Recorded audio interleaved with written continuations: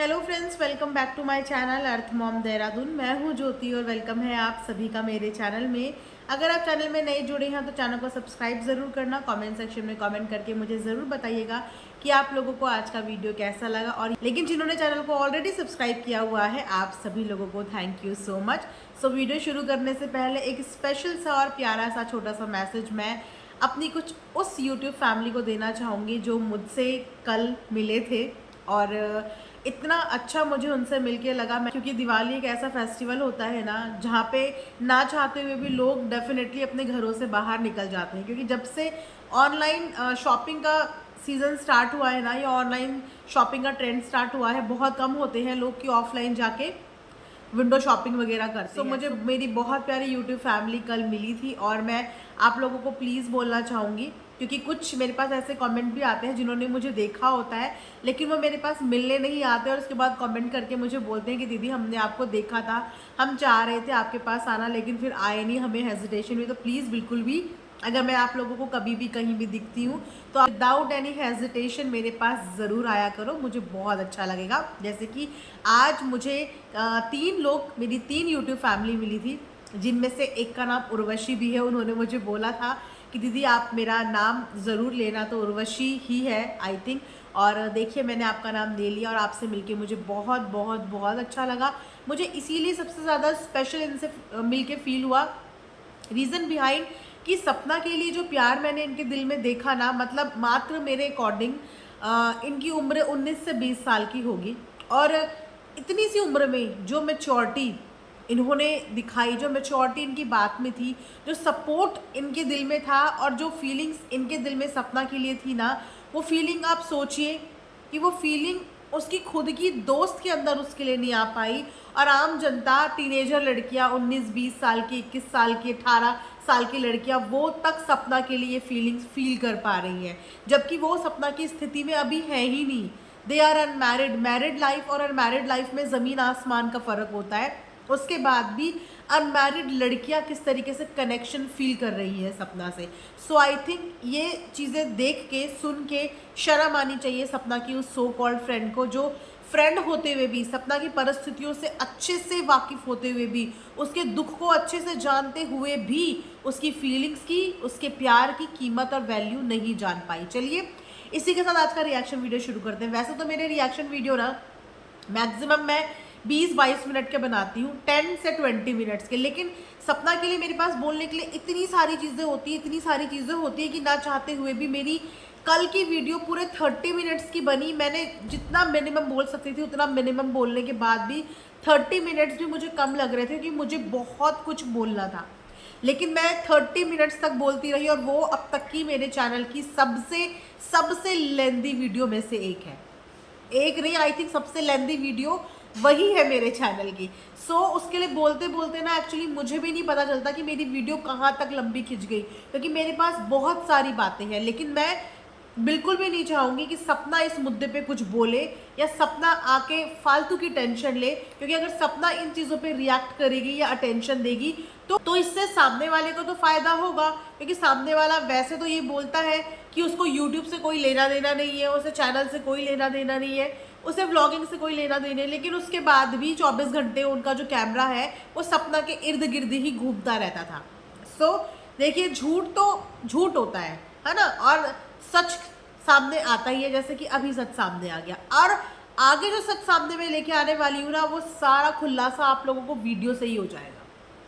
Video से ही आपको सब कुछ पता चल जाएगा। लेकिन वीडियो है कौन सी, ये मैं आपको बताऊंगी कि आपको क्या चीज़ें नोटिस करनी है और क्या चीज़ें नोटिस नहीं करनी है। सबसे पहले शुरुआत करेंगे कि इनकी जो दोस्त है उसको व्लॉगिंग और वीडियो बनाने से बिल्कुल भी मोहब्बत नहीं थी। उनके हिसाब से वो यूट्यूब पे वीडियो व्लॉग कंटेंट बनाने नहीं आई है, वो यूट्यूब पे अपनी मेमोरीज कलेक्ट करने के लिए आई है। और चलिए अब इन मेमोरीज का एक छोटा सा एग्जाम्पल मैं आप लोगों को दूंगी, वही दिखाऊंगी जो सोशल मीडिया पे ऑलरेडी अवेलेबल है। अब सपना के साथ जितने भी इनकी वीडियोस हैं वो इनकी मोस्ट पॉपुलर वीडियोस में से एक है। इनफैक्ट टॉप 10 वीडियोस में कम से कम नहीं भी तो 7 से 8 वीडियोस तो सपना की ही मोस्ट पॉपुलर वीडियोस है। उसके बाद गौर करना इस बात पे आप, क्योंकि ये तो अब तक तमाम ऑडियंस को पता चल गया है ना कि आखिर अनबन की शुरुआत कहाँ से हुई थी। अगर नहीं पता है तो मेरी इससे पुरानी वाली, इससे जस्ट पहले वाली वीडियो देख लेना, मैंने उसमें आप लोगों को पूरी कहानी सुनाई हुई है। वापस से रिपीट करूंगी तो जिन्होंने ऑलरेडी वो कहानी सुन ली है वो लोग बोर हो जाएंगे। जयपुर का ट्रिप ऑलमोस्ट 1 महीने के आसपास का, आप जाके व्लॉग में देख सकते हैं कितने डेज अगो, 1 महीने के आसपास का, जहाँ पे इनकी जो फ्रेंड है उसके मुंह बनने शुरू हो गए थे। रीजन बिहाइंड कि वो जो कंटेंट चाह रही थी, जैसा चाह रही थी वैसा उनको मिल नहीं पाया। सपना को तो उन्होंने लूटा, लेकिन वो लखनीत को लूट नहीं पाई, उनसे अटेंशन उतनी नहीं मिल पाई जितनी वो एक्सपेक्ट करके चल रही थी। बेसिकली वो सपना से ही compete कर रही थी कि जितनी अटेंशन सपना को मिल रही है उनकी, उतनी ही इक्वल इसको मिल जाए। 19-20 भी इनसे बर्दाश्त नहीं हुई। उसके बाद ये वहां से कब निकली कब आई, ना तो वापस आने का कोई वीडियो आया ना व्लॉग आया। और उसके बाद आप लोग नोटिस करना इनके चैनल पे सपना से रिलेटेड कोई वीडियो नहीं आया। वो लास्ट वीडियो था इनका सपना के साथ जब ये जयपुर से रवाना हो गई थी वापसी के लिए। उसके बाद इन्होंने अपने घर की व्लॉगिंग शुरू करी, करवा चौथ, बेटे का बर्थडे, बहुत सारी चीज़ें, लेकिन सपना के रिलेटेड कोई भी वीडियो व्लॉग नहीं आया। 1 महीने पुरानी कहानी थी ये, 1 महीने पुरानी। इसका मतलब कि सपना और इसके बीच में तो पिछले ऑलमोस्ट 20-25 दिन से ही चीज़ें गड़बड़ होनी शुरू हो गई थी। एक तरीके से देखा जाए तो बातचीत होनी बंद हो गई थी। लेकिन जो बोलती है कि मेरे को कंटेंट से कोई लेना देना नहीं है, मैं तो मेमोरीज कलेक्ट कर रही हूँ। अब देखिए यहाँ पे आप बेशर्मी देखिए कि जब उस दिन से ही मतभेद और मनमुटाव हो गए थे, उसके बाद भी इनकी 11 दिन पुरानी वीडियो देखना, 11 डेज अगो वाला वीडियो देखना, जिस दिन सपना ने अपनी कार का वीडियो पब्लिक किया था। आप लोगों को पता है ना कि सपना ने कार का वीडियो देर में पब्लिक क्यों किया, उसका रीज़न उसने अपनी वीडियो में बताया। वो वीडियो, वो कंटेंट किसका था? सारा सपना का कंटेंट था ना, सारा वीडियो सपना का था, क्योंकि कार सपना ने खरीदी थी। जैसे ही वो व्लॉग सपना ने पब्लिक करा, इनकी दोस्त जिनकी सपना से इतने दिनों से कोई भी वार्तालाप नहीं हो रही थी, जो इस ईगो में आ गई थी शायद कि इनको वो अटेंशन नहीं मिल पाई, इन्होंने अपना वो कंटेंट खराब ही नहीं होने दिया। तब इनकी सेल्फ रिस्पेक्ट कहाँ गई थी? इन्होंने फटाफट जैसे ही सपना ने वो व्लॉग वहाँ से पब्लिक करा, इन्होंने भी तुरंत वो वीडियो अपने चैनल पर डाल दी।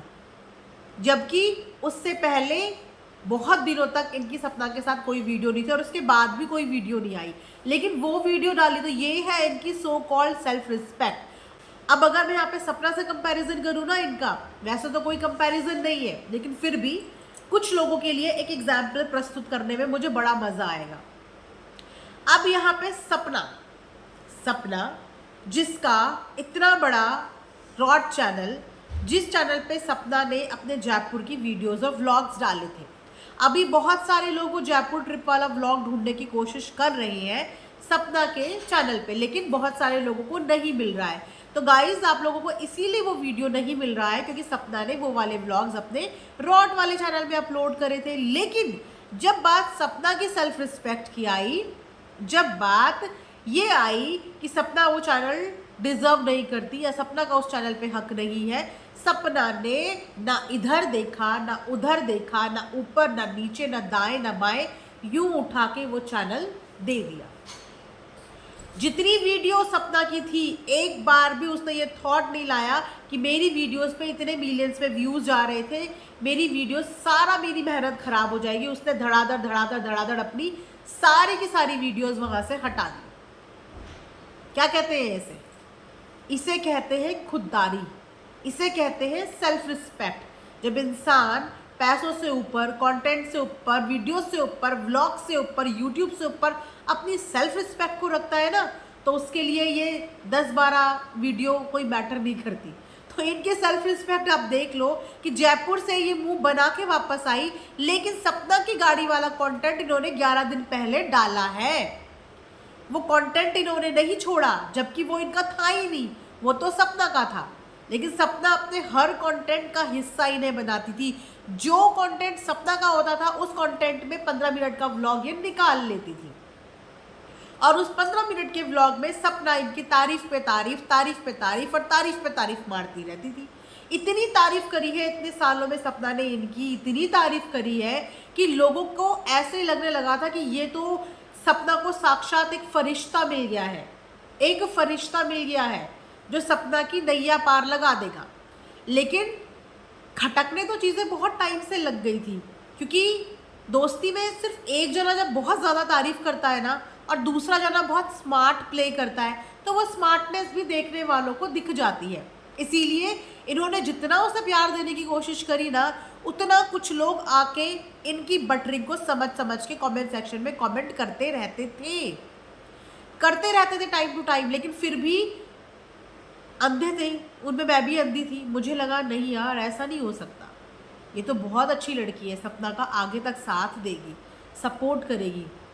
नहीं गौर करा कि पब्लिक क्या बोल रही है। पब्लिक बहुत टाइम से इस चीज़ को नोटिस करने लग गई थी कि ये लड़की सिर्फ कंटेंट के लिए सपना का इस्तेमाल कर रही है। सपना ने इसकी इतनी तारीफ करी, लेकिन आज तक इसके मुंह से तारीफ का एक शब्द फूटा नहीं है सपना के लिए। आज तक इसने सपना को कभी किसी चीज़ के लिए क्रेडिट नहीं दिया, लेकिन टाइम टू टाइम अपने लिए सपना को इसने बार बार बुलवाया है। फॉर एन एग्जाम्पल, जब वीडियो इन्होंने बनाई राजवीर जी के जाने का अपडेट, जब फैमिली से पहले इन्होंने दिया, उसके बाद जब इनके ऊपर नेगेटिविटी आई तो सपना इनके लिए खड़ी हुई। उसके बाद जब इनके भाई के लिए इसने वीडियो बनाई तब इनके ऊपर नेगेटिविटी आई, तब सपना इनके लिए खड़ी हुई। उसके बाद बात यहाँ पे भी ख़त्म नहीं हुई। उसके बाद जब सास ससुर के साथ प्रॉब्लम हुई, उस वक्त पे जब इनके ऊपर नेगेटिविटी आई तब भी सपना इनके लिए खड़ी हुई।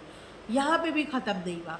उसके बाद जब सपना को ग्वालियर से मूव करना पड़ा, वहाँ पे जो मैस हुआ सपना ने वो किसी को नहीं बताया, वो नेगेटिविटी सपना ने अपने ऊपर झेली।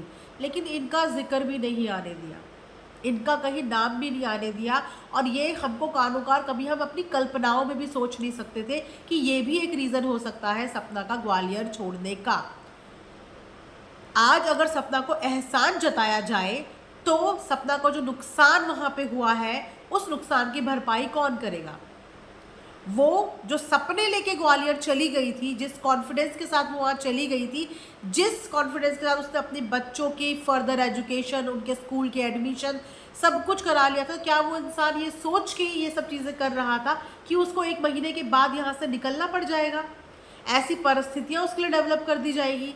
तो सपना का इन्होंने जो नुकसान करा है, उस नुकसान की क्या भरपाई होगी? उसको फिनेंशियली लॉस हुआ है, उसकी सिक्योरिटी, उसकी सेल्फ रिस्पेक्ट, उसको मतलब मेंटली, इमोशनली, फिनेंशियली हर तरीके का लॉस इस 1 महीने में हुआ है। वो एक सपना लेके एक सिटी में गई थी, जिस सपने में उसने अपनी बेटी का एडमिशन तक करा दिया था, वहाँ पे सब कुछ सेटल कर रही थी वो। लेकिन इन्होंने जो चीज़ें उसके साथ कर दी, उस बंदी को जो नुकसान भर के अपना वहाँ से आना पड़ा, वो कैसे अपनी प्रॉब्लमों से बाहर निकल पाएगी जब उसकी ज़िंदगी में प्रॉब्लम देने वाले लोग कभी नहीं हो रहे हैं? उसकी ज़िंदगी में रोज़ प्रॉब्लम पे प्रॉब्लम बढ़ा रहे हैं, तो वो अपनी प्रॉब्लम से कैसे कैसे कैसे मूव ऑन करेगी आखिर? चलिए, वो भी इसने सारी नेगेटिविटी इसकी अपने ऊपर ले ली कि हाँ ये तो ऐसी इधर से उधर भटक रही है, लेकिन उसने फिर भी नहीं बोला। हर समय हर जगह पे उसने इसको नेगेटिविटी से बचाया, प्रोटेक्ट किया, कंटेंट दिया, लोगों से मिलवाया, शाउट आउट दिया, जिसके लिए लोग तरस जाते हैं। वो सब कुछ किया। क्या आज तक कोई भी एक व्लॉग इनका उठा के देख लो, किसी भी एक व्लॉग में क्या इन्होंने कभी सपना को किसी चीज़ का क्रेडिट दिया कि सपना दीदी की वजह से ऐसा, सपना दीदी की वजह से ऐसा, सपना दीदी की वजह से? कभी भी आज तक इन्होंने क्रेडिट दिया? ये सिर्फ ये दिखाती रही ऑडियंस को कि ये इतनी बड़ी दानी महात्मा है, ये इतने अमीर लोग हैं कि ये सपना के ऊपर दया कर रहे हैं, उसको दान दे रहे हैं। लेकिन उन्होंने कभी ये नहीं दिखाया कि सपना ने इनको कितना दिया और कितना नहीं दिया। और तो और इनके बेटे की बर्थडे पार्टी की सच्चाई अभी तक क्यों नहीं बताई जा रही है? इनके बेटे का जो बर्थडे हुआ उसकी सच्चाई क्यों नहीं बताई जा रही है? ऑडियंस जवाब चाहती है भैया, ऑडियंस सवाल पूछ रही है कि जो बर्थडे हुआ था उस बर्थडे के फंक्शन में सपना को क्यों नहीं बुलाया गया, सपना उस बर्थडे के फंक्शन में क्यों नहीं आई। और इसके पीछे भी एक बहुत बड़ी कहानी है। वो कहानी कब बताओगे? वो कहानी कब बताओगे कि आपके बेटे के बर्थडे के टाइम पे क्या हुआ था? कमेंट सेक्शन में कमेंट करने वाले लोग ना व्लॉग से बहुत कुछ पकड़ लेते हैं बॉस, बहुत कुछ पकड़ लेते हैं। उसे बुलाया नहीं था, वो आई नहीं थी, या क्या हुआ था उस समय पे?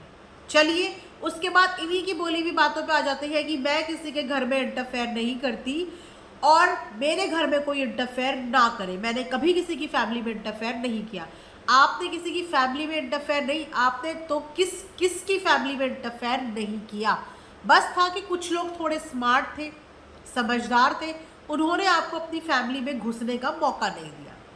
सपना की जिंदगी थी ही ऐसी कि सपना की लाइफ में कोई दोस्त नहीं बना, पहले कभी कोई उससे पहले मिला नहीं, तो जो उससे मिला उसने उसको अपना दोस्त बना लिया।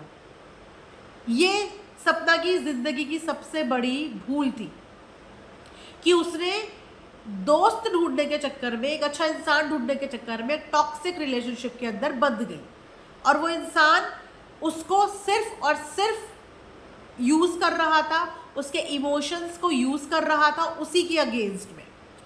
जब हम अपने दोस्त को दिल से प्यार करते हैं और सच में अगर हम किसी को सिंपथाइज करते हैं और सच में हम अगर किसी के वेल विशर होते हैं तो हम उसको कभी भी गलत ज्ञान नहीं देते, हम कभी भी उसको ऐसे गाइडेंस नहीं देते जिस गाइडेंस की वजह से सामने वाले का नुकसान हो जाए।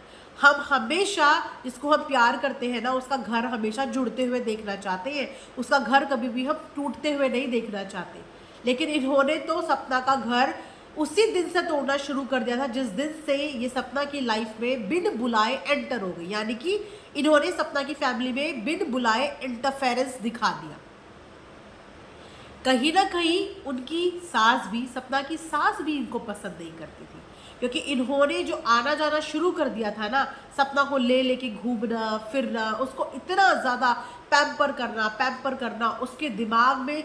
सोचो ना, जो लड़की के अंदर भड़काने की इतना तगड़ा टैलेंट है, वो इस तरीके से सामने वाले के दिमाग के साथ खेल सकती है कि उसके सगे भाई और माँ के खिलाफ उसे कर दिया और फिर अपने ही सपोर्ट में वीडियोस भी बनवा दी। सोचिए कि कितनी ही अनदर लेवल की थिंकिंग और स्मार्टनेस है सामने वाले के अंदर कि उसके माँ और उसके भाई के लिए, उसकी फैमिली के लिए वीडियो भी बना दिया और अपने सपोर्ट में उनके घर की ही बेटी से वीडियो भी बनवा दी।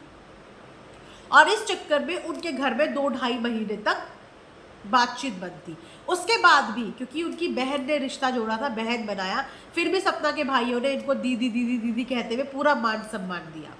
उसके बाद भी सपना की माँ ने इनको भी अपनी बेटी की तरह माना, क्योंकि वो सीधे साधे लोग हैं, छल कपट नहीं है उनके अंदर, इस तरीके से खेलना नहीं आता उनको रिश्तों के साथ। उनकी बेटी ने रिश्ता बनाया, वो भूल गए कि ये वही लड़की है जिसकी वजह से हमारी बेटी ने हमसे 2-2.5 महीने बात नहीं करी थी। ये वही लड़की है जिसने सपना के इमोशंस के टाइम पे उसके अंदर वो टॉक्सिसिटी भरी, जिस समय पे इसको सपना को मोटिवेट करना था, उसके अंदर पॉजिटिव थॉट भर रहे थे, इसने उसके दिमाग में नेगेटिव थॉट्स भरे। देखो वो तुम्हारे लिए क्या बोल रहा है, देखो वो तुम्हारे लिए क्या कर रहा है, देखो देखो उसने तुम्हारे लिए क्या कर दिया। ये सब चीज़ें कर करके उसको धीरे धीरे उसके परिवार से एंटी कर दिया। उसके बाद जब भी सपना के घर में कलेश हुआ, सपना ने आज तक भी कभी इतना बड़ा डिसीजन लेने का नहीं सोचा होगा कि वो घर छोड़ के चली जाए, और वो भी ग्वालियर जैसी जगह में एक इंसान कैसे मूव कर सकता है, वो तभी कर सकता है ना जब सामने वाले ने उसको इतना कॉन्फिडेंस दिया। लेकिन सपना ने अभी तक भी वो बातें शेयर नहीं करी और मुझे लगता भी नहीं कि कभी वो इस चीज़ के पीछे के राज भी खोलेगी, क्योंकि वो कंट्रोवर्सी में पड़ना ही नहीं चाहती। कंट्रोवर्सी इनको करनी थी, पहला वीडियो ये लेके आई, लंबे लंबे भाषण ये दे रही थी, टोंट इन्होंने मारी, टारगेट इन्होंने किया, फेम करने की कोशिश इन्होंने करी। सपना ने कुछ नहीं किया, क्योंकि अगर सपना बोलने पे आई तो ये भी अपने आप में कितनी बड़ी मिस्ट्री है कि वाई ग्वालियर, कैसे सपना ने ससुराल छोड़ते ही ग्वालियर की तरफ रुख अपना लिया, कैसे? अगर वहां पे ये लोग नहीं होते तो सपना जाती? कभी सपना नहीं जाती। ये लोग वहां पे थे तो क्या पट्टी लोगों ने सपना को पढ़ाई हो, क्या इन्फ्लुएंस इन्होंने सपना को किया हो, क्या कॉन्फिडेंस इन्होंने उसके अंदर डेवलप किया हो कि अपना घर तो बचा के रखा और अपनी खुद की दोस्त की घर गृहस्थी उजाड़ के रख दी। और यहाँ पे इस बात का ढिढोरा पीटा जा रहा है कि मेरी फैमिली में इंटरफेयर मत करो। दूसरे की फैमिली में इंटरफेयर कर करके आज तुमने उस लड़की को कहीं का नहीं छोड़ा, कहीं का नहीं छोड़ा, और वो फिर भी तुम्हारी फैमिली को जोड़ने की बात कर रही है। अंकल की ऑडियो सुनने के बाद तो पता चल गया कि इनकी खुद की फैमिली में कितने बर्तन बज रहे हैं। एग्जाम्पल दे रही थी ना ये कि कुछ लोगों की तो फैमिली में बर्तन खटक रहे हैं, तुम्हारा भी फैमिली का पता चल गया कि तुम्हारी खुद की फैमिली में कितने बर्तन बज रहे हैं। वो अंकल की बातों से साफ पता चल रहा था। सपना तो इनको समझाने का काम करती थी। सोचिए कि उस घर के बड़े बुजुर्ग सपना पे इतना विश्वास करते थे, सपना पे इतना विश्वास करते थे, लेकिन उसने इनका घर नहीं तोड़ा, इनका घर बसाने की कोशिश करी, घर बसाने की कोशिश करी, लेकिन इसने उनके पूरे घर को तहस नहस कर दिया। और उसके बाद भी मन नहीं भरा, वो इनकी लाइफ से निकल गई। सपना साइलेंटली निकल गई कि यार क्या तमाशा करना, चलो एक समय पे दोस्त थी, हो गया सो हो गया।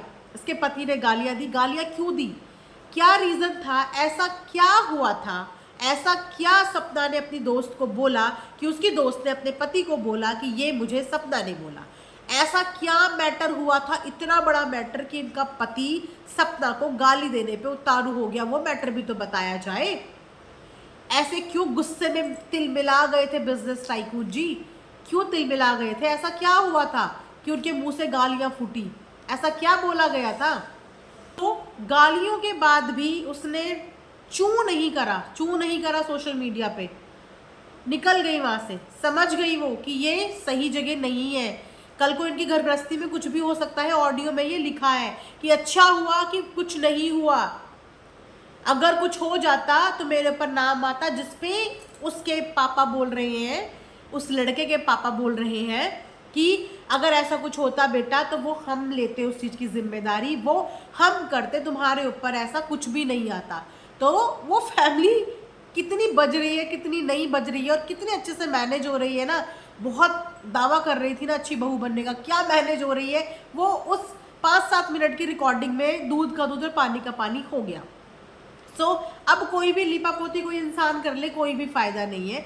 तो मैं यहाँ पे अच्छाई बता रही हूँ कि वो लड़की फिर भी वहां से चुपचाप निकल गई। लेकिन आजकल चुप रहने वाले को इंसान कमजोर समझता है। वो चुप रह के निकल गई, बात को हफ्ता 10 दिन भी बीत गया, वो दूसरी जगह भी आ गई, इनको कानों कान उसने बताया तक नहीं कि वो कहाँ आ गई। उसके बाद भी इनको पता नहीं किस बात की प्रॉब्लम थी, किस बात की प्रॉब्लम थी कि इसने उसको टारगेट किया। भैया अब जब टारगेट किया तो कर दिया। चलो इंसान को आधे घंटे में 2 घंटे में अपनी मिस्टेक रियलाइज होती है। वीडियो प्राइवेट करा, प्राइवेट करके फिर पब्लिक कर दिया। उसके बाद 3 दिन तक वीडियो पे वीडियो छाप रहे हो कमेंट सेक्शन में, जो गंदगी सपना के लिए हो रही है, जो गंदगी सपना के लिए हो रही है। यार तुम दोस्त थी उसकी, एक दूसरे से पर्सनली मिले हुए थे। हम तो किसी को जानते भी नहीं है यहाँ पे। उसके बाद भी अगर हम कोई ऐसे अनदर लेवल के कमेंट देखते हैं ना, तो हम भी अपने हाथ से वो डिलीट कर देते हैं कि यार ये कुछ ज़्यादा लेवल का है। जबकि हम एक रिएक्शन चैनल ओन करते हैं, हमें पब्लिक के पॉइंट ऑफ व्यूज़ रखने पड़ते हैं, चाहे वो पॉजिटिव हो चाहे वो नेगेटिव हो, हम रखते हैं ताकि पब्लिक का नज़रिया पता चले। लेकिन फिर भी अगर कोई कमेंट बिलो द बेल्ट होता है ना, तो हम भी पर्सनली उस चीज़ को डिलीट कर देते हैं, बिना सामने वाले से कोई रिश्ते का। इनका तो इतना अच्छा दोस्ताना था, उसके बाद भी ये भी इन्होंने बोल दिया कि वो वीडियो सपना के लिए नहीं है। लेकिन उसके बाद भी कमेंट सेक्शन में जो गंदगी सपना के लिए मची हुई है कि आप सोच भी नहीं सकते। वहीं पे आप सपना का चैनल जाके देखना, वहीं पे आप सपना का कमेंट सेक्शन देखना कि अगर एज अ रिएक्शन मेरे पास तकरीबन 1000 के करीब कमेंट आ रहे होंगे, तो सोचो कि सपना के पास कितने कमेंट जा रहे होंगे इसके लिए। लेकिन उसके कमेंट सेक्शन में गंदगी देखी आप लोगों ने, उसके कमेंट सेक्शन कितनी अच्छे से मैनेज हो रहे हैं। जब तक वो मैनेज नहीं कर पाती थी बहुत गंदगी रहती थी। अब हो सकता है कि उसने मैनेज करने के लिए किसी को रखा हो, क्योंकि वो नहीं कर रही होगी मैनेज, उसके पास सच में टाइम नहीं है।